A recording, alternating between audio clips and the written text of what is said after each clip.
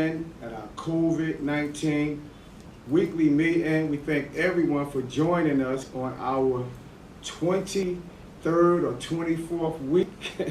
And again, we are excited to have a great panel tonight. For those who need to call in, let me give you the number before we even start with our panel. That number is 857-799641. I'm going to repeat that number one more time. 857-799-9641. That's the number you can call in. So again, tonight we are back with Kaya, who is the director of the East Orange Family Success Center, and Washimi Reddick, the executive of the East Orange YMCA. Now, for the last few weeks and the last few months that we have been having conversations around the opening of our schools, we have been conversations around what the parents are going to do with our kids when they go back to school. So tonight, conversation with our panel is so important because these agencies who have been in our city, all of you an opportunity to really ask your question, but also to hear what these agencies do here in the city of East Orange. We also have Dr. Griffin with us tonight, who has been with us for the last 23 weeks. And also, who will be joining us tonight, our Director of Policy, Planning, and Development, Dan Jennings. Because again, we want to talk about that rental assistance that we just launched on August 24th, just to give you an update and give you more information for those who are in need of paying their rent. So again, with that, I'm going to turn it over to Dr. Griffin for a few minutes, because we know how important it is when we talk about our weekly COVID update, and we talk about the importance of, again, we've been saying what we're about to say for the last several months about vigilance and about, social distance and the numbers. So I want to ask Dr. Griffin just to give an overview on where we at with our numbers, and then we're going to go right into our conversation with the director of our Family Success Center and our executive director of the East Orange YMCA. Thank you, Mayor. Good evening. As the mayor mentioned, I'll just review the numbers, the statewide numbers of positive cases and COVID-related cases. Within the state, we have seen an increase in the number of positive cases for COVID. Currently, we have 190,613 positive cases in the state. That represents an increase in 2,086 cases since last week's town hall meeting. In terms of the number of deaths statewide, we currently have a cumulative total of 14,141 deaths, COVID-related deaths, and that represents an increase in 38 cases since last week. Within the county, still there's a greater degree of stability. We have a total number of 19,988 positive cases for COVID. That's an increase in 133 cases since last week. As far as deaths are concerned, COVID-related deaths, we have a total number of 1,853 cases, and that's an increase in 2 deaths since last week. And as far as the negative cases are concerned, that's increasing as well, and we want to continue to see those negative numbers increase. As of this week, we have a total of 147,349 negative cases of COVID within the county, and that represents an increase in 5,534 negative cases since last week. So we need everybody to continue to get tested. We definitely want to see those negative numbers increasing. As far as the city is concerned, we have a total number of 2,039 positive COVID cases, and that represents an increase in 3 positive cases since last week's town hall meeting. And as far as our COVID-related deaths are concerned, we have a total number of 231 COVID-related deaths, and that represents an increase in 4 deaths since last week. As far as the ward breakdown is concerned, in the first ward, we have a total number of 329 cases. In the second ward, a total of 389 cases. In the third ward, a total of 475 cases. In the fourth ward, a total number of 473 cases. And in the fifth ward, a total of 457 cases. Again, the numbers are fluid. We'll continue to update you as we receive more information regarding the numbers and contact tracing. And we'll definitely make sure we report those numbers accurately to you. As I mentioned last week, flu season is quickly approaching. So we need you to continue to focus on doing everything you already know how to do, but we definitely want you to work to continue to build your immune systems.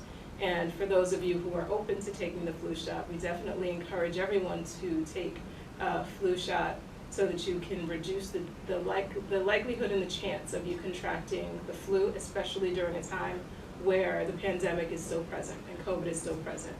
Our nursing division of the health department does and will have flu vaccines available. We're currently organizing community-based clinics for flu vaccines throughout the city. Additional information is going to be shared in the very near future, but if you're interested in obtaining a flu shot or obtaining additional information related to it, please reach out to the health department.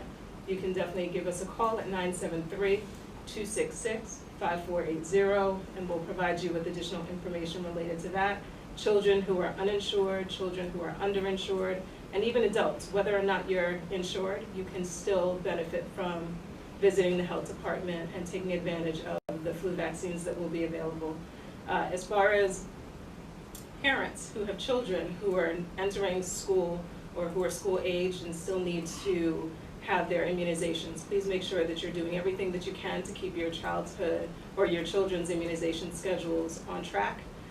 If you have any questions related to that, even if they're participating in virtual learning, we definitely encourage you to keep them on track with their immunization schedules. So if you have questions, feel free to give us a call also regarding that. We'll put you in touch with our nurses who will be able to share more information about the immunizations with you. Because again, even now more than ever, it's important for everyone to remain safe, healthy, and do everything that you can to make sure that your systems are strong. Again, our number is 973-266-5480. Please give us a call if you have questions, and we'll make sure that we put you in touch with one of our nurses to discuss that. And lastly, testing. We will still be offering testing for COVID in September. We are currently finalizing the dates. We'll offer 2 opportunities actually at our Elmwood location, which is specifically at 161 Elmwood Avenue. And as soon as we have those dates confirmed for September, we will share it. So please pay attention to our social media, whether it's Facebook, our website, Instagram. We're going to be developing flyers, and we'll definitely work to announce those dates as soon as possible. Thank you. Thank you, Dr. Griffin. So remember, go get those tests. It's very important. So to our panel tonight, first of all, thank both of you for being here. Director Kaiser and also Director Redding. So what I want to do, we want to kind of, because y'all offer so much in your individual agencies, right? And if you like, we could start and go back and forth. We don't have to be too formal. Always like a real good conversation. And as we speak, and just want everybody to look to the camera, because there's people out there want to, have some, uncertainties, and they are anxious about the additional services that we have in the city of East Orange. And I always say that agencies such as the YMCA and your agency play such a vital role in the community. So we can start with you, my sister, and then we go to Director Redding. But just give an overview, if you want to give an opening on what you do, who you are, and we'll just go back and forth like that, okay? Thank you, Mayor. That's always good with me. Thank you. Peace, East Orange, and visitors that are watching us. Like the Mayor said, my name is Kiera Kaiser. I am the director of the East Orange Family Success Center that's housed under Independence, a Family of Services, which is an agency that started out in the city of Newark. We've been operating now for over 48 years and have served the youth primarily within the community initially, and now we've grown to include family-based programming, of which the Family Success Center is the main program that functions in that capacity. And Family Success Centers, for those of you who may not know, we are part of a statewide network of centers. We are funded through the Department of Children and Families under the Division of Family and Community Partnerships. And the Family Success Centers have been around now for going on 13 years here in the state of New Jersey. And we pretty much go by a model of we're like a neighborhood gathering place where families and individuals can come to find out about different community resources, and then also to engage with their neighbors, with community members, in different types of programs. So all of those programs are considered family strengthening programs. So we serve the entire family, from the infants up to our seniors and our elder community. We offer different types of programs, academic-based programs. We also do book clubs. We do parenting classes. We have healthy relationship workshops. We do all types of family engagement activities. Once a month, we have something called a family gathering, which basically is a time for families within the neighborhood. Oftentimes we may have new families that have moved to East Orange, and they're not aware of the different services, or they haven't met other families yet. So it's an opportunity for them to come as well, to meet their neighbors, to find out about different resources, to connect with other people in the community, for their children to connect. So that's something that we've been doing actually over the entire time. We are one of the original centers. Essex County right now has 9 centers that serve the Essex County area. In New Jersey, there's about 57 family success centers. So the center started here in Essex County, and we are here and we're ready to help. We have a family-friendly environment, and one thing that we do is we definitely collaborate with the community. We understand the village.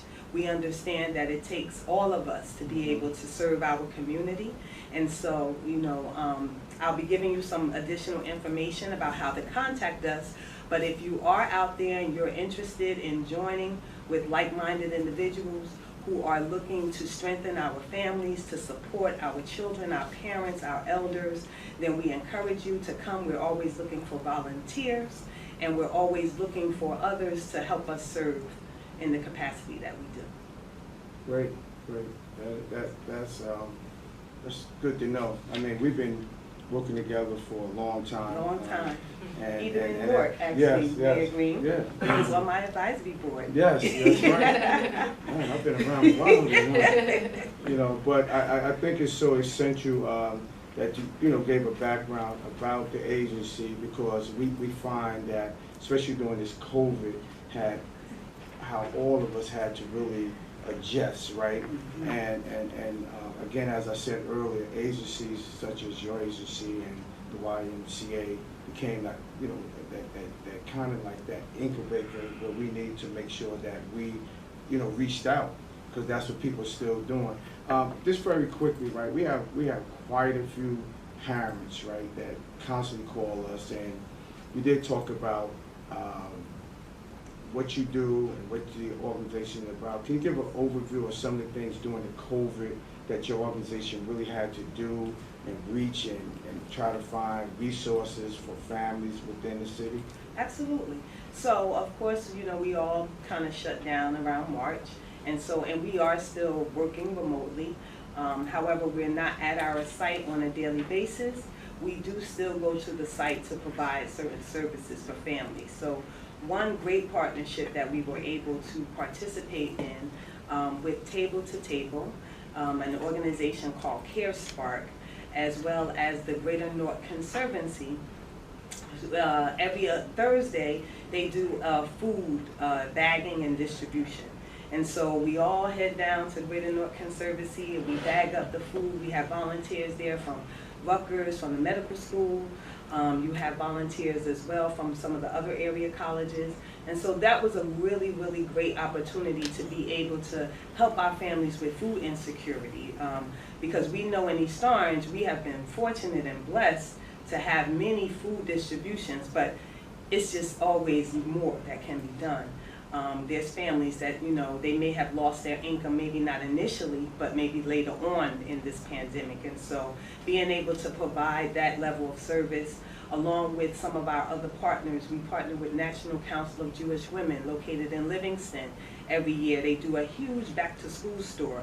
And because of COVID, we couldn't do the store this year.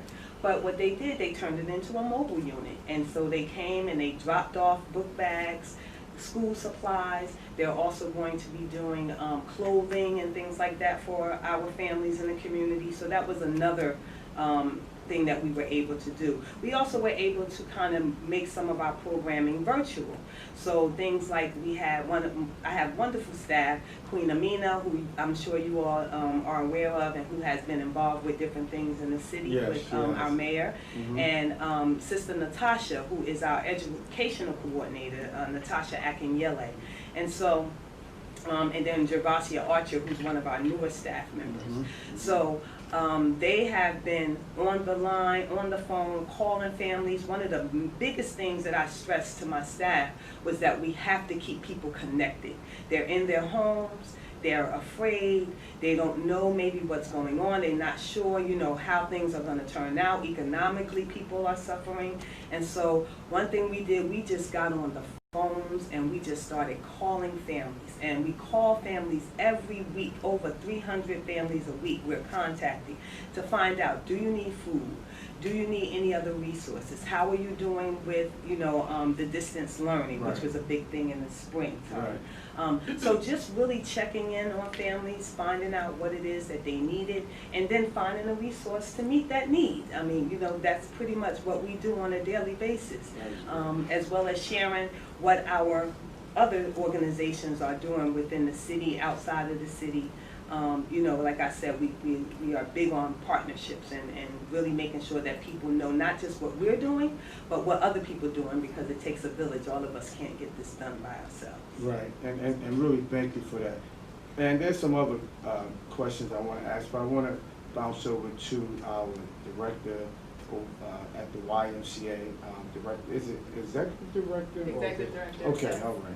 I kind of got directed. I want to make sure I'm politically correct here. All right, executive director. You know, step up. Washimi Ray, right? Of the East Orange YMCA. We're very happy, really, that you joined us this evening here on our meeting. And I know that, you know, all of us know when we grew up in the city, the YMCA has been always such a needed place for all of us as young people, men and women and families. And again, y'all still holding on. So just, if you don't mind, just give us an overview. I know you just recently came on board. Yes. You know, wow, you came right in the midst of this COVID too, right? And just give us a little background about yourself and tell us what the Y has been doing and some of the programs that are being offered. And I know that one of the programs y'all did the daycare during the COVID, right? Yes. And explain that to some of the families out there and the folks out there what y'all doing and how that worked and was very successful. Sure. All right.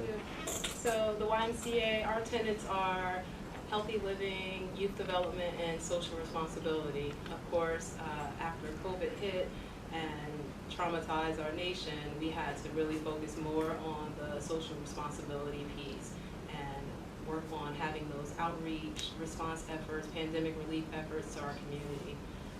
Since I, as the mayor mentioned, I started on March 9th and we closed down operations 1 week later. True. So both myself and all of my team, my staff, we had to pivot, and I have some of the most resilient team members because we had to pivot all of our operations. We had a lot of in-person instruction that we had to cease.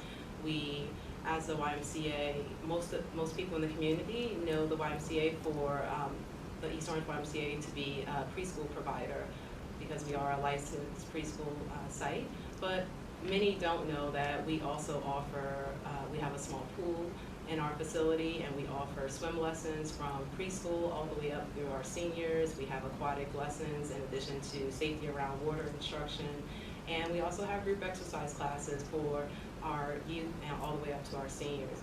We also had a thriving senior population that would come in, and it was a social hour for them. So they would come in for 3 or 4 hours at a time. They would have their workout class. It was, like you said, the village where we would come in, and sometimes we would have community events where they would bring in potluck and potluck dishes, and they just loved having that socialization aspect. So it was so important to us when the pandemic hit to continue to check in on our seniors. We also offered a multitude of virtual classes and opportunities for our members. All of our members had access to a video library of group exercise classes that included yoga and total body conditioning, Pilates, anything you name, and our active older adult classes as well. So we wanted to make sure that they continue to feel connected. And then our staff continued on a weekly basis to check in on our seniors to make sure they're okay. Once we began our food relief efforts, we personally dropped off our food boxes to our seniors that were stuck in their homes and unable to get out. Great. We wanted to make sure that everyone knew that we were here for the community, and even though our doors were technically closed, that we were still going to be there and meet the needs of where our community stood at that time. So right now we are continuing with those pandemic relief efforts. We have had 2 blood drives so far to date. We are also offering weekly food drives. We have partnered with some of our Office of Emergency Management and a lot of the City Council team to forge that relationship. We also we have that drive on 402 Springdale Avenue every Wednesday at noon. And in addition to that, we have been able to take that village and formulate additional partnerships. So we have partnered with Seashore Fruit Produce Company. They give a box of produce to our families each and every week. We also have partnered with a company called Grow a Row Free Farm Market, and that company has supplied free farm fresh vegetables every single week in addition to the box of produce. And then of course the city supplies the grab and go meals. So when they come through our drives, they leave with at least 3 boxes or bags worth of produce. And the testimonials that we received afterwards, especially from the seniors and individuals that aren't able to get out, they are just so grateful for the efforts that the community have done for them. It's so important and so integral to continue to have that outreach. We also had a few diaper drives throughout the course of the pandemic, and as the mayor alluded to, we offered essential child care for our emergency child care for our essential workers. So we were able to offer that child care opportunity for over 40 children in the community, and some of their parents were in the medical field, some of them were grocery store workers, gas attendants. As long as you were an essential worker, the program was free. So that we were able to provide that care from 7 a.m. to 6 p.m. every Monday through Friday for the parents. And like I said, they were eternally grateful. The children were able to have that socialization aspect again with their peers. They were able to work on virtual learning that the schools were initiating for them. And they have that staff support where our team of qualified counselors were there and working with them on all of their virtual learning and training. So we just had to continuously pivot, and we rolled right into from emergency child care the very next week. After that ended, we went into summer camp. So we are on our 9th week of summer camp, and our normal capacity for camp is 250 to 275. This year, of course, with the governor's restrictions and capacity restrictions and social distancing guidelines, we had to cut that tremendously. So we ran camp anywhere between 100 to 120 per week of our students, and it's been amazing. The children, some of the children are crying when they have to go home. They are so happy to just be around other children, to have that socialization, to have that attention. Unfortunately, when parents were forced to embark on, remote working, they didn't have time for their children anymore. So they didn't have time to give them that one-on-one attention. And now with that program, with camp and with emergency child care, we were able to provide that attention for their children. We were able to engulf them in various enrichment activities. We had STEAM activities. We also had physical, of course, a lot of outdoor play, physical education. We had arts and crafts, social emotional support, which was definitely needed, especially this year, because we noticed that a lot more of our campers and our students came in with a lot more behavioral concerns because of the impact of COVID. So we want, like I said, to go, all of our efforts were to make sure that we were there and that the parents and our families knew that we were going to stand by them and make sure that we work through this pandemic together. Good. So with that, wow, I did a lot. I think I missed a few. You got an opportunity to talk about it. But I commend you because looking at the date that you came into the Y as the executive director, then probably a few days later the governor said, you got to do this, you got to do that. So you probably had to shift your whole program around because you had to kind of abide by what the executive order was, and it's no different than us. I do want to ask both of you, and you can answer however you want to. So with this change, right, and we know that soon our young people will be going back to school, and a lot of parents are either opting in or sending their kids to school, or they're going to opt out. Through your agencies, the WISE, the Success Center, what type of programs are you offering when it comes to our young people that may not have computers, they may not have the tablets, in terms of our young people being able to have access to doing their homework? What programs do y'all have at the agencies or at the YMCA? And you can answer the way you want. So we run what's called the Sankofa After School Academy. We've been running that program. This is I believe our 6th year that we're running that. And basically we hire East Orange certified school district teachers to come in and provide tutoring, academic enrichment. We do lots of social and emotional programming, as well as cultural based programming, because we need our babies to know who they are. And so so that program will be operational in the fall. What we have decided to do is to kind of sit back and observe and allow children to get involved with the school year, to see, where the gaps are in services.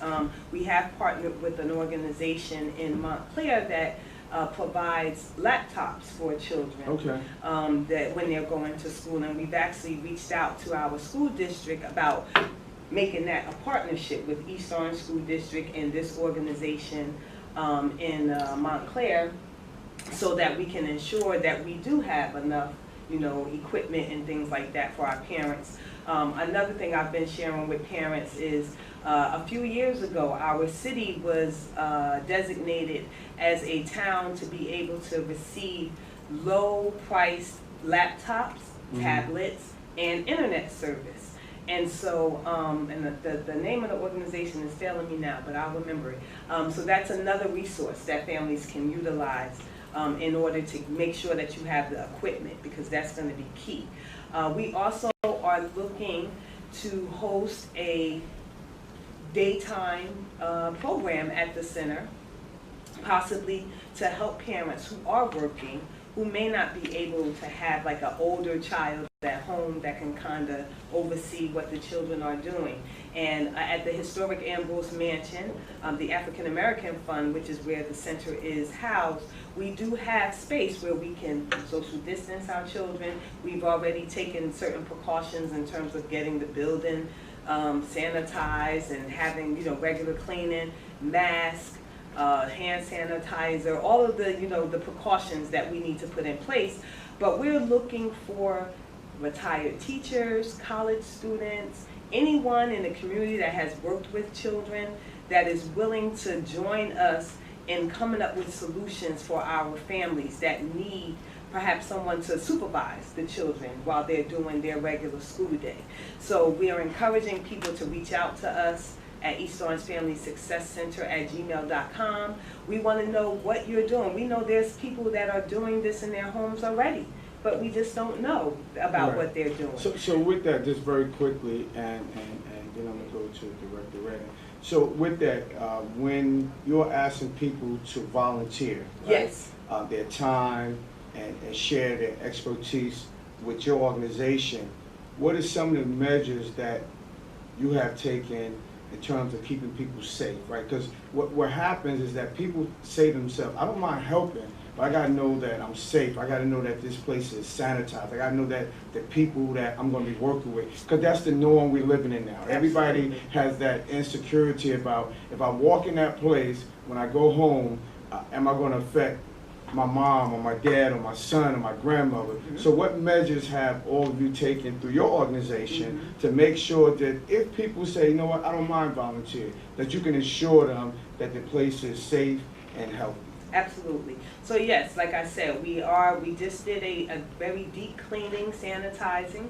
We are working with our landlords there to, we have a cleaning staff person that will be coming in, that will be cleaning on a regular basis. Our center is actually located on the second floor of the mansion. However, the first floor has 3 huge rooms where we can spread our students out, where they can have their devices with them, and they still are able to social distance. They need to wear masks. We've purchased masks as well, so if someone comes without a mask, we'll be able to provide them with a mask. There will be hand sanitizing stations that will be laid out around the first floor of the mansion as well. Right. We've purchased, we've already purchased our disinfectant supplies and things of that nature.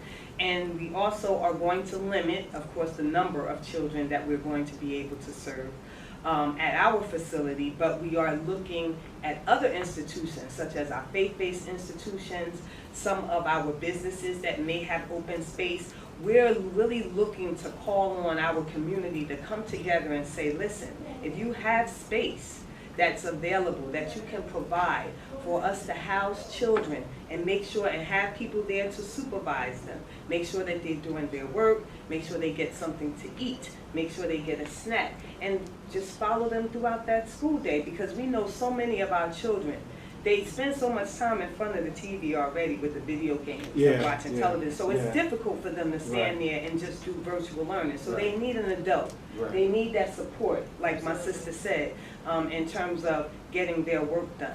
So, and there's going to be other organizations as well that we're talking to work together to, to figure out what's the best possible, the safest and the best possible way to give the support that we need to give to our families. Thank you for that, Sister Kaiser. So, listen, Sister Kaiser talked about the safety measures, and I know that, as you said, Director Redding, from the 3rd March to 9th, when you walk in, y'all started child care for the community. So give an overview on some of the things that the Y is doing to keep your faculty, yourself, and the people that's bringing the kids there safe. And also, what are some of the programs you are offering, as I said, for our high school, grammar school, and our elementary kids who may have to come to the Y, just as well have to go to her organization if they have to do some virtual learning, because kids are now going to be on remote, right? What are some of the programs that the Y is offering? Okay. So with our emergency child care, I'm part of the East Orange Y is a part of a larger association of YMCAs. We are the largest association of Ys in New Jersey. It's called the Metropolitan Y of the Oranges, YMCA of the Oranges. And we developed our own playbook for our cleaning and health and sanitation guidelines, in addition to our child care reopening plans and our camp playbook. So we make sure that all of our staff are adhering to all of those protocols and safety measures. We make sure that every staff member either does a home screening, and then when they're on site, we do temperature screenings. Everyone is wearing masks. The children, while they're in camp and while they were in emergency child care, they were also wearing masks. We make sure that we were monitoring temperatures throughout the course of the day. We made sure to have a health and safety manager on site as well during emergency child care and in our camp season. So if a child did, God forbid, come down with any symptoms, that child was isolated from the rest of the children. We made sure that our distancing, our social distancing guidelines were definitely enforced on a regular basis. We reduced our group sizes. We only had small groups of 10, and they were spaced out, and they're 6 feet apart. And we made sure that we just tried to make it fun. So especially with the younger children that were 3 and 4 years old, we make sure we would start singing hand washing songs and songs about keeping their masks on. And yes. I gotta learn that. This is my grandson. Yeah, I'll show you the video. And we just made it fun and lively for them. And we also, throughout the course of our programs, at the end of each activity, before and after each activity that a group uses, we have to sanitize and deep clean every one of the supplies that are used. Our children are encouraged to bring For emergency childcare, they were encouraged to bring their own laptops from home or Chromebooks. We also supplied a few that if it was a financial hardship for any of our students, we made sure that the supplies were separated. They had their own supplies in their Ziploc bags that were used throughout the course of the program. And we made sure that there were hand washing breaks throughout the course of the camp day as well as the emergency childcare day.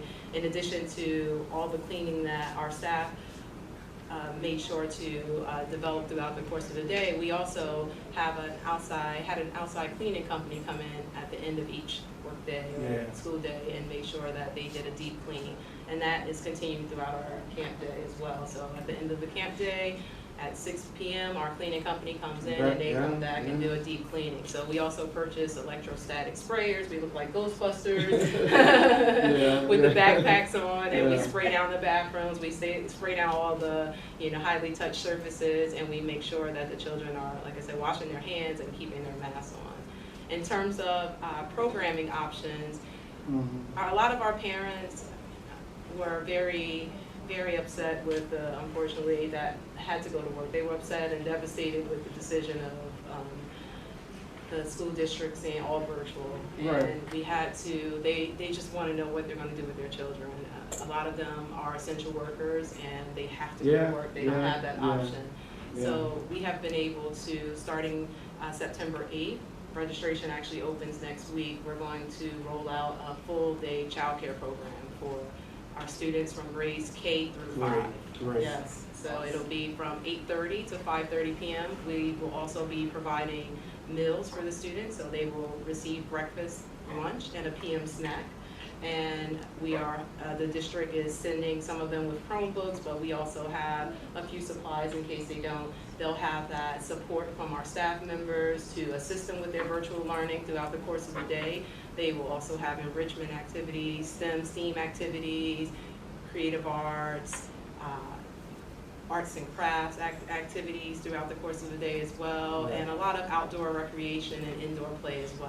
Are there a limit to how many kids are going to be able to come into the facility? Yes, so unfortunately, because of our capacity restrictions, we are limited to only 60 students. So 60, so once you get to 60, that's it. Yes. So y'all hear that, parents? You can't have 120, you can't have 180, you can't have 200, because Dr. Griffin and our health department in Victor, they'll be coming over there, and we want everybody to be safe. So 60 children. Can you tell them the time again? Yes, 8:30 and to 5:30, and you would just register by logging on to www.eastorangey.org. You can find out all of the information online. Registration opens next week. We are hoping that when the school district has their reopening plans and allow for children to come back into the schools, we will be able, because we are licensed for 5 off-sites and we service every single child within the district for our aftercare programming. That's what we're known for. We're the largest provider in child care in the nation. Well needed, so, well needed. I mean, so we would love to get back into our off-sites. We would love to back into the school so we can provide that care for our children. So we can definitely increase our capacity, because I know 60 is a small number, but it's based on the social distancing guidelines and our capacity concerns. Right, you gotta keep the staff safe, you gotta keep yourself safe, you gotta keep parents safe. Yes. You know, we are in, we call it caution mode. Right. And hopefully soon that if things go right, we'll be out of that mode. But right now, we just have to adjust. Wow, I just want to also, Director, really thank you and your, during the time that we have fires or we have to relocate people, the Y has always opened their doors for us. I mean, and sometimes it's in the middle of the night or during the day, and when we do reach out, and that's why it's so important when we talk about partnerships with the Y and agencies like yours and so many others, because we become one team when tragedies or things happen in our community. That's how we come together. So we want to personally thank you, because we had 2 major fires before the COVID and during the COVID, and y'all opened the doors for those families, and Red Cross came in, emergency management came in, we came in, the health department, and the Y, because of you having this space, it really helped us. So we thank It you takes for a that. village. Yeah, we the We're in village. this That's together. right. That's right. And I forgot to mention for the health and safety protocols, the children are screened, so they have their temperature taken before they're allowed entry into the facility. In addition to, their parents have to undergo a COVID questionnaire, so we make sure that we're assessing their risk factors within the questionnaire. And no parents are allowed in our facility. They just walk up to our check-in station that's located outside, because we want to limit the exposure of COVID to our students. Yeah, and we also don't allow for any outside visitors in our camps or within our emergency child care. And I know it worked, because that day we had the families down at the Y. I came there late night, and I tried to get in, knocking on the door. The dude looking at me, I'm looking at him. I'm like, I'm the mayor. He's like, where's your ID? So I'm like, well, they strict around here. He opened the door eventually, but you know, I have to say, man, you want your job? No. but I think that when people take what's going on serious, and they need to take those precautions all the time, and that's because there's kids around. But he did his job, because you just can't keep walking in and out of places. I mean, we've been stressing how important it is not to be around a group of people, and then you go home and don't know who you was around, you know. So those things are always, like I said, people have to take heed to that. But so we have some calls online, right? Connie's been taking calls. If you don't mind, we're going to get a few of those calls, and then we're going to answer some of the concerns or issues or questions that the public have in our constituents. So Connie, give us some of the questions, and we're going to have both directors answer those questions. Okay, this question is for Director Redding. This is from Sherry Smith. She asked, since gyms are opening at 25% capacity on September 1st, will the YMCA be open for adult exercise use? Yeah, so since we had to pivot and close our operations inside, the past 2 weeks we have offered outdoor exercise classes for our adults and our children. Some of the classes for the adults include Ply Yoga, total body conditioning, and also athletic conditioning.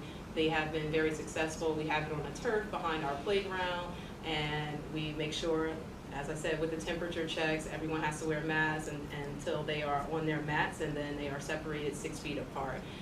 In addition to that, we also just started 2 weeks ago basketball clinics for grades 3 through 9. And we have about 20 children that have signed up already, and they love it. We have that outside in the parking lot. Now with the governor's new announcement, we are definitely hoping to get back into our facility. Of course, we have to cap it at 25% of the capacity, but we will be offering, starting September, more classes inside, and that will be more of the active older adult classes. We offer karate, we offer bike safety for children, cheerleading, dance, creative arts, and also some of the additional classes that will begin will be our aquatics programming that we're hoping to start the second week of September. Great. Sister Kaiser, can you answer that also, the same question that she... Yes, well, we at this time we are working on a reopening plan with our state contractors to reopen the Family Success Center. We are anticipating that we will be able to get back into our facility in October. But up until that time, we do have, we're going to have virtual yoga that for our seniors and for our families that they'll be able to participate in through YouTube. Right now, we still have actually a phone conference for the seniors that they do every Tuesday at 11:30 a.m. just to, you know, socialize, get to talk with one another, share different resources and things of that nature. And then we have some things that are on our YouTube page as well that are virtual based programming, whether it's stories that, you know, our staff is reading, maybe bedtime stories for the children. We are looking to bring some of our other workshops, like healthy relationship workshops. We're looking for that to start back up in October. We have done some parenting workshops virtually, but we're looking to get those parents onto the facility. So we too are working towards reopening. But however, we just have to wait for the state, you know, to let us know, to give us the green light. And we did just have a conference actually on Tuesday, so we're really hopeful that that's going to happen because, again, that connection, that Yeah. socialization is really important for our families. Oh, no, without a doubt. So, Connie, and give me some more questions, please. from So, Central. Ms. Kaiser, earlier when you were talking about some of your partners, you mentioned an organization that will help provide laptops for children. Can you share a little more information about that organization? Well, the name of the organization is Laptop Upcycle. It is based in Montclair. And at this time, we went through a partner at Omega Psi Phi, No, at the Pi chapter. that's right. Brother Barry actually was able to hook us up with this, this community partner at the end of towards the end of the school year because we did some virtual tutoring for our children between March and June. Since then, my staff member has reached out to, our principal at STEM. You talk about Stallings. Yeah, that's my man. My staff member Great guy. reached out to Dr. Stallings and has been in conversation with him prior to the summer.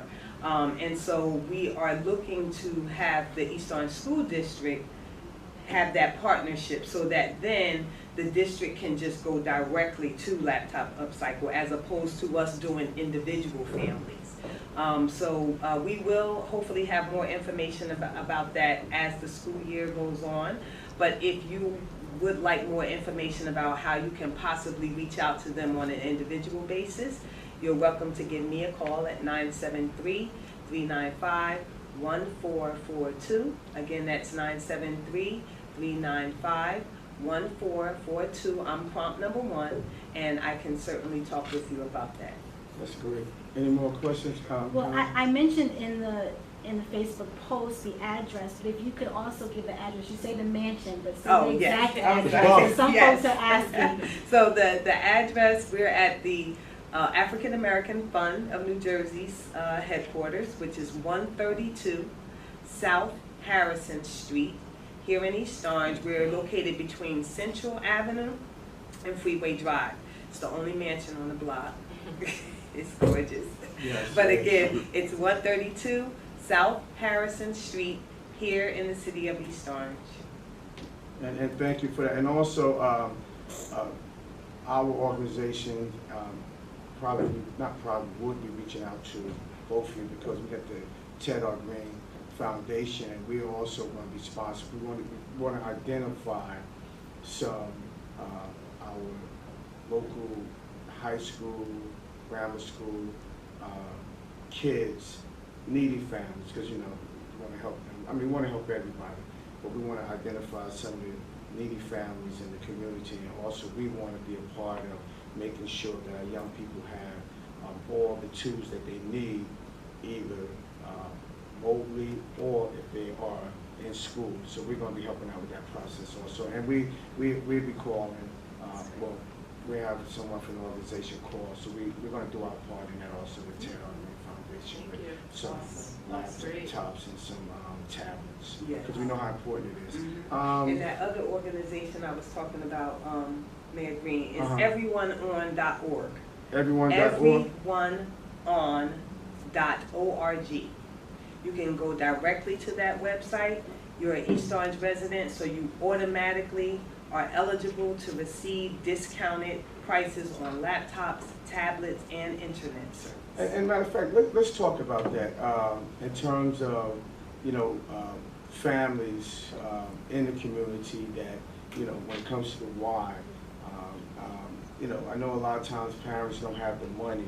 What resources are out there, right, in terms of low-income families that they can, agency that y'all know of, that they can reach out and make sure that if I know your organization, they can come right in and be a part of, I know the Y. Is it a fee at the Y that There is parents a have to fee, pay? but Okay. we also provide financial assistance Okay. to our families that are in need. In Right. addition to, we accept a multitude of subsidies, Okay. including programs for parents.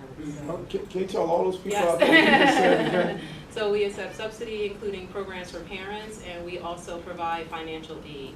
And the information to apply for that will also be on the website once you download the application for the full-day childcare. Get that website one more time. I'm telling you before you leave, you're going to get about 5 times. www.eastorangey.org. Yeah, right. And I don't want to, I think I sound redundant, but one thing I know about our folks, tomorrow morning on our City of East Orange Facebook, they go, Mayor, what did Director Redden said about the website or the telephone number? So if I ask y'all to repeat it constantly, because we want people to get it, you know. Because people are, again, are really, you know, they have anxiety, they have some uncertainties. You know, we went through a lot. With your organizations and your programs, right? We all know that a lot of parents have really, and we had a host on and we talked about stress and we talked about anxiety. And I know that sometimes when kids come through probably both facilities and other facilities, are y'all offering anything to loop the adults in who are going through anxiety, if they're going through stress, are they going through just, you know, suicidal? What are y'all offering in terms of that aspect?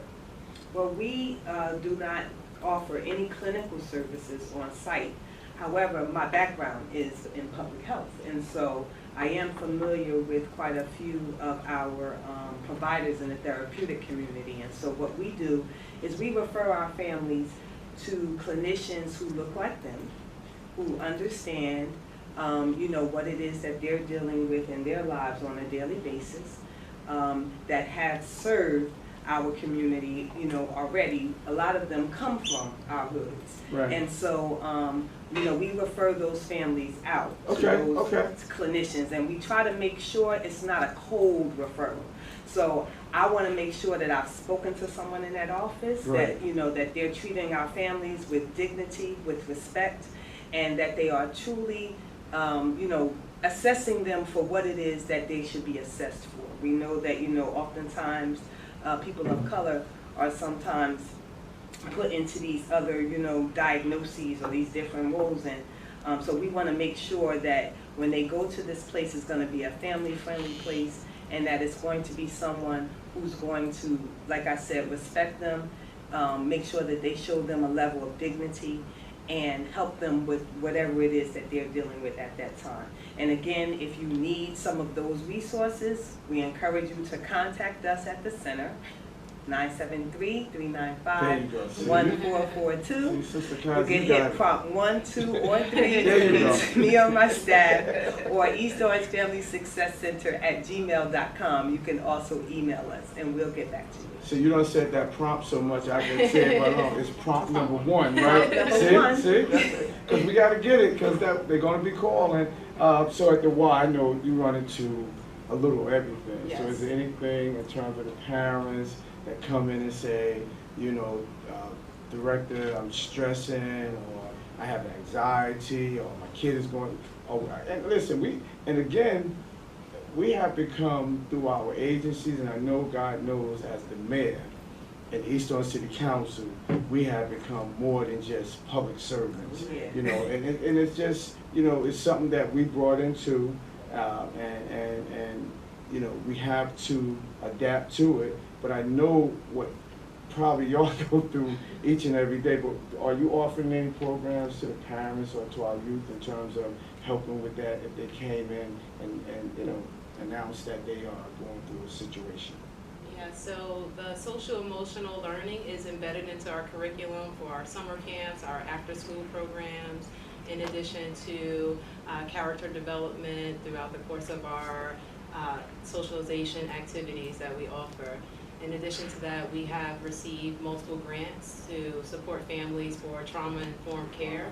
So we've been working with families on an individual basis to help support if they have either come to us or we have they have been diagnosed with having some concerns, or you know, whether it be family, financial, we are here to support them. And I'm always constantly looking out for additional grants and programs to apply for so that we can help our community, and especially right now in this time of need when the behavior concerns have been increased exponentially, in addition to the stress levels and anxiety that that the families are facing due to the pandemic. Yes, yes. And if I could piggyback on what you Yes, said with go the ahead, children's Sister health. Kaiser. I don't know, as we know, the governor gave us his outline for his budget the other day. And one thing that he did mention was there's a huge amount of money that is going to be put into what's called the Children's System of Care, CSOC. And so that system is designed to provide assistance to families, primarily from children, but also for adults, to get any behavioral assistance, to get any therapeutic services. Sometimes they may do mentoring, but they do a plethora of things, and that's where the money is going. So I encourage our families, if you are having difficulty at home with your children, with behavior, with their social, emotional health, please contact Partnership for Children of Essex. That is our Essex County CMO, Care Maintenance Organization. Again, that's Partnership for Children of Essex. Their website is www.pcenj.org.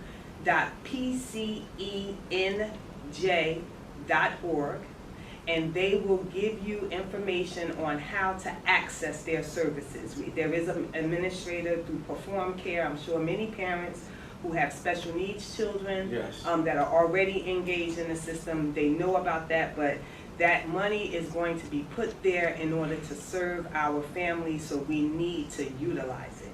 Right. So again, Partnership for Children of Essex, for those that are in the Essex County area, that is our local CMO.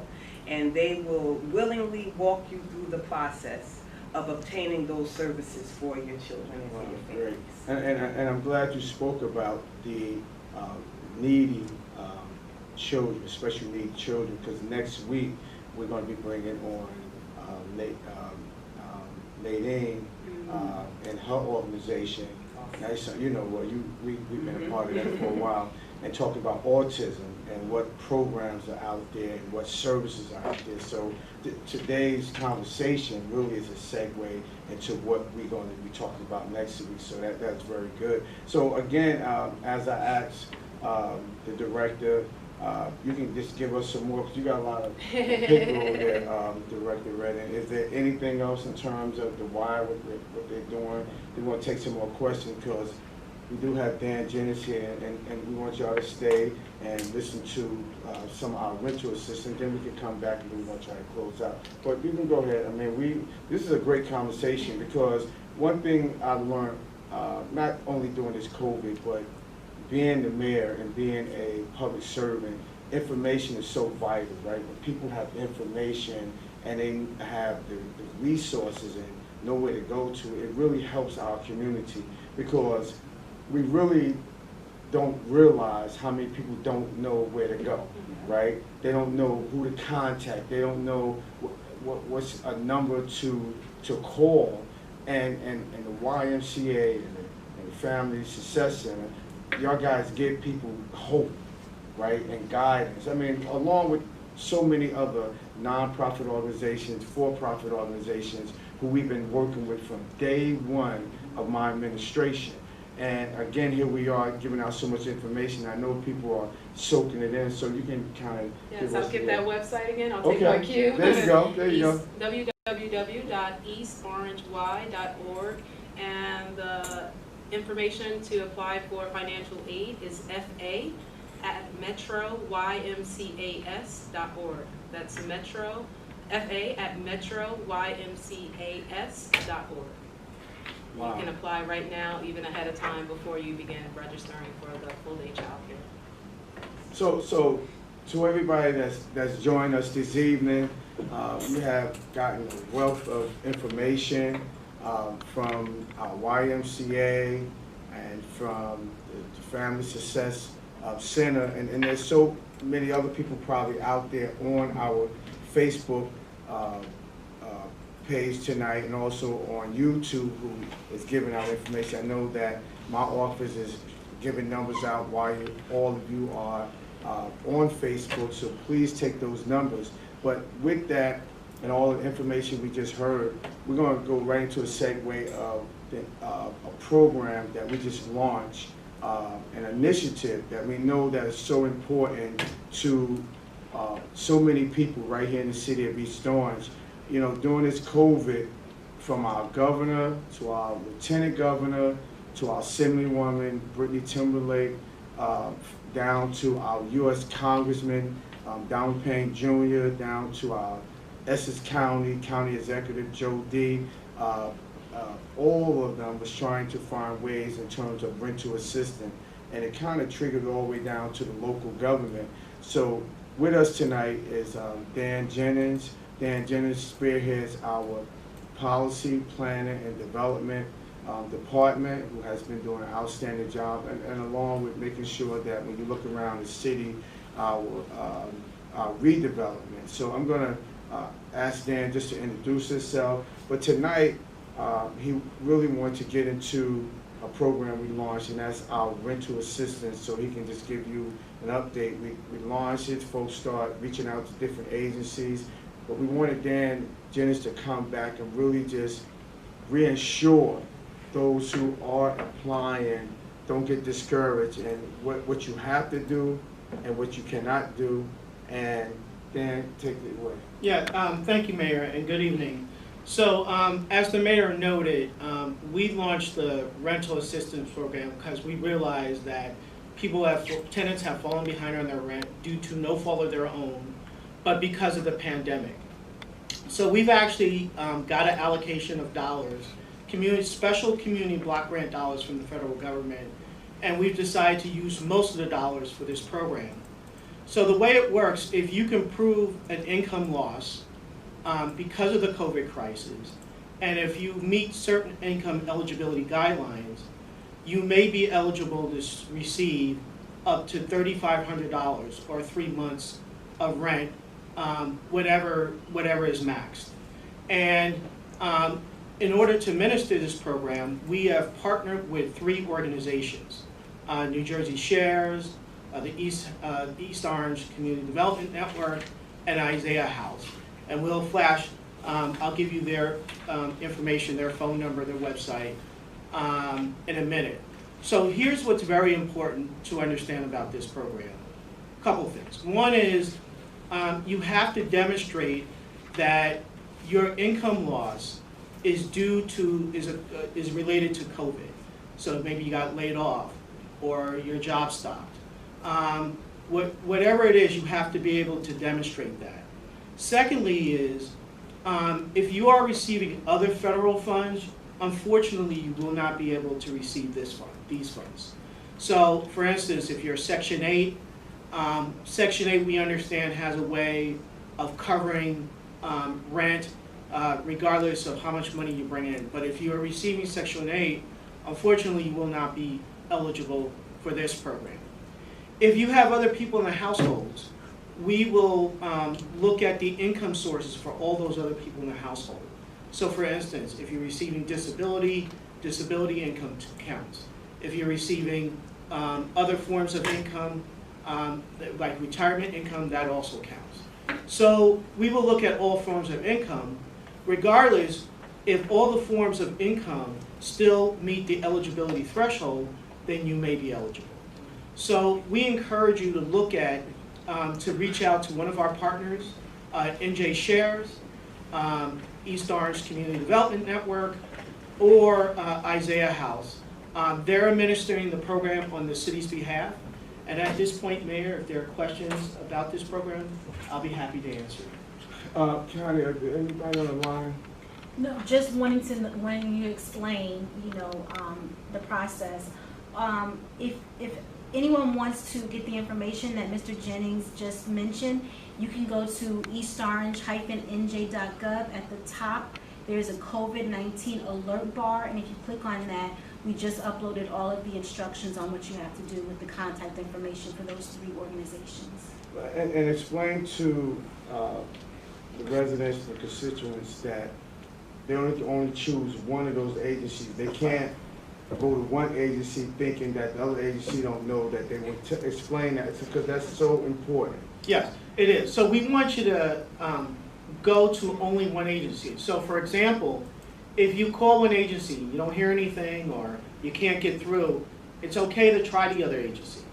What we want to discourage strongly is having applications with 2 agencies, because we may find you ineligible if that happens. Now again, the purpose of having 3 agencies, we know that there's going to be a need for a lot of intake. So a lot of people are going to call. We realize that there's not enough supply for the need. So we're hoping through 3 agencies we'll reach as many people as possible through this program. Right. Do we have any other questions on that? And then, and thank you for that very much. I think that tonight really it was so fulfilling because we was able to, and hopefully the information Dan just provided, that yeah, please take that and give it out to those families that we can help. Dan, is there a deadline when they're going to shut things down in terms of not accepting applications? So it's just going to continue? So it's first come, first served basis. So it's like we'll continue to do it until we run out of funds, and then we'll see where we are if we run out of funds. But again, we're encouraging you to apply now. We recognize that the money's not going to last very long. No, that is great. Again, thank you. So with that, listen, we had a lot going on tonight, and I thank both of you really for joining our panel tonight. And y'all always welcome. Anything that we are doing in the city of East Orange, we want to make sure that we are partnering on, you know, whatever y'all guys are doing, and we can be of any help. Well, you already know that, you know.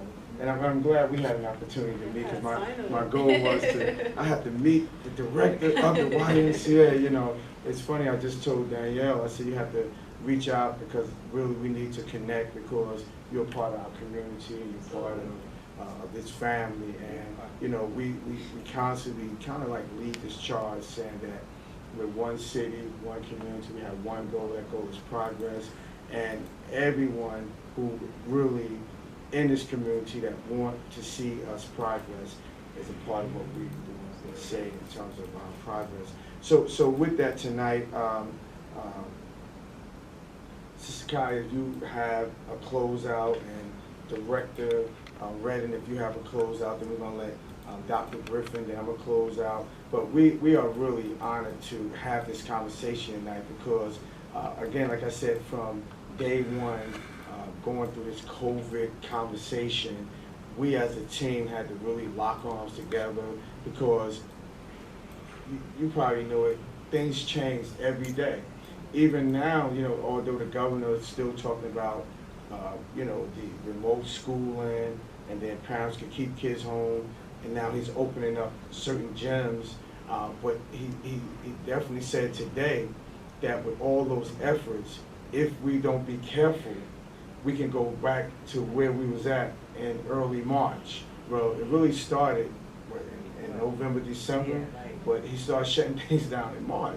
So again, with all the efforts that y'all have made and all the things that y'all are doing, the public should know that the only way we're going to stay where we're at and continue to see these numbers, you know, the numbers are curving, they go up and down, you know, but the only way we're going to continue that effort, and our director talks about it all the time, is that we cannot get lapsed in terms of vigilant, social distance, wearing those masks. I mean, the masks are so important. I just was online the other day with a good friend of mine. He's a doctor down in Washington, and he actually told me, he said, what really is helping us, if we didn't wear those masks and practice that social distance, even though people was doing it, he said, but the mask was so important because of how this virus was spreading with people interacting, that it's so important that we wear our masks when we are in a gathering. So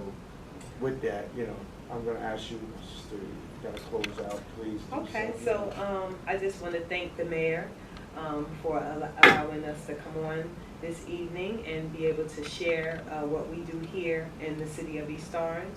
I want to encourage our residents, our parents, children, whomever, if you are looking for resources please contact us at the center, 973-395-1442.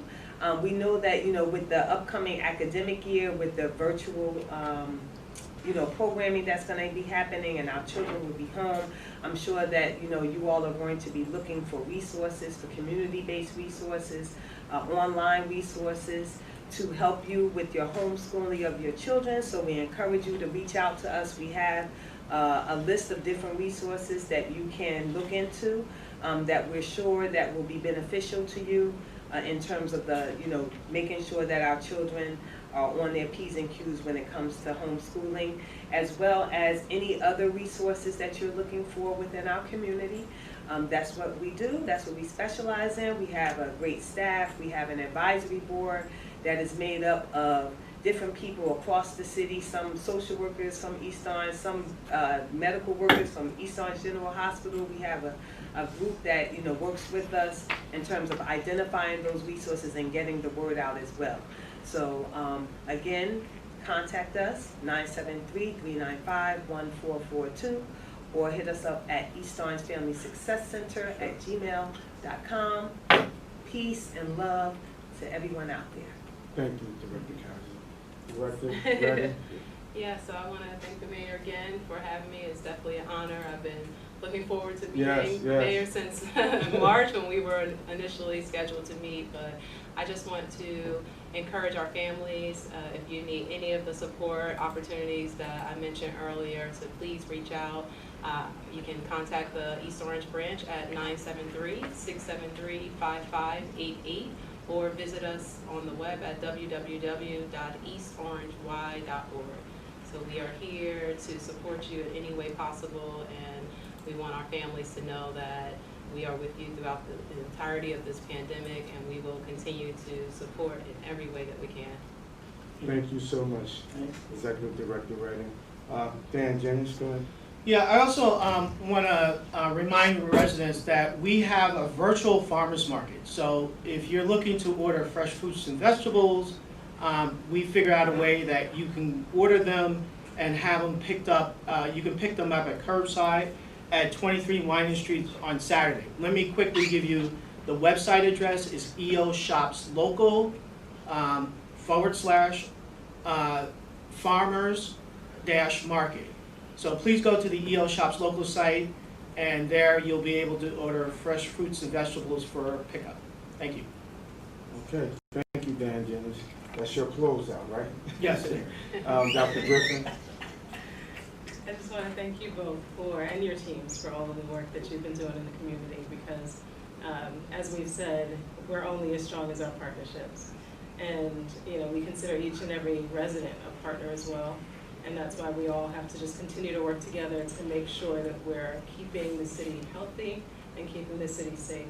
And so as we continue to monitor what's going on with COVID, you heard the mayor, he gave part of my closeout in terms of everything that we need to do with wearing masks and continuing to social distance and using hand sanitizer, all of the things that we've been doing since March to bring our numbers down. And we need to continue to do that, and we're committed to doing everything that we need to do to ensure that we safely move through the next few months, despite what everybody has been saying about the second wave and the resurgence. There's certain things that are outside of our control, but there are definitely things inside of our control or within our control. We need to really focus on those things, and we need to make sure that we remain vigilant and we continue to be disciplined. As eager as we all are to move about, we really do have to make sure that we do what we need to do to keep ourselves safe. And then together we'll be able to continue to manage and maintain the spread of the coronavirus. And as a whole, we're looking at the complete resident, and we're continuing to work to make sure that we address all of the needs of the residents as it pertains to public health and in the effort of keeping the community safe. So be well and keep up the discipline and the wonderful work to continue to keep these numbers somewhat stable. Thank you, Dr. Griffin. And honestly, I want to personally thank Dr. Griffin and her staff, along with my staff, but Dr. Griffin has really been committed and dedicated and really leading the charge really with this COVID through our health department, because that's what guiding all of us in terms of the information and the things that we need to do. So I just want to publicly thank Dr. Griffin for really her dedication. I mean, she really got me really on board with this stuff, because in the beginning I'm like, no, y'all deal with that. I'm not, y'all do. And then we had to all come together and with her leadership and understanding of how we had to message this COVID piece. That's why we at where we at today. So we're close to thank her, you know. And I know me as a mayor, I can get on everybody's nerves. They'll tell you I'm just that guy. But we mean well. And we use the word in closing. Connie's laughing and Precious over there too. But we use the word working together, right? And I think that is an excellent segue to close out tonight, right? Because we are working together. Because we had to work together, right? We came to a situation in all of our lives where we found ourselves really saying we needed each other, because we couldn't get through some of the things that we got through without having great organizations like yourselves and our city hall and administration and the council people. So all those folks who are watching tonight, we thank you for really those who have been with us for, I could say, the last 23 to 24 weeks of these COVID virtual meetings. We thank you for that, but we more thank all of you who have really been committed to understanding the importance of keeping yourself safe, keeping your family safe, and keeping the community safe. So we want to thank you for that also. And as we close out tonight, there was so much information given out. If there's any number that you didn't get, please call the Mayor's Office of Constituent Services, and we'll make sure that the numbers that wasn't provided, that we'll make sure that we'll get those numbers to you. So again, as we leave tonight and come back on next week, again, we're coming on next week to talk about what programs are out there for autism, families who have autism, children and their families. I think that's going to be a very, very important conversation that we're going to have on our virtual meeting next week. So again, these Thorns, again, as I said, we've been doing this together, and we quite often not yet have, you know, we kind of wind down from all our panel and people that we had on our meeting, but we're still at it. Y'all still with us. This COVID is still here, and we still need all of you guys to finish. We're going to finish this race together, because we're in the race together. So we ask all of you again, as Dr. Griffin said, stay vigilant, keep yourself safe, keep your family safe, keep the community safe. Until next time, may God bless you, may God bless your families, and may God bless these Thorns. And again, as I always close out with,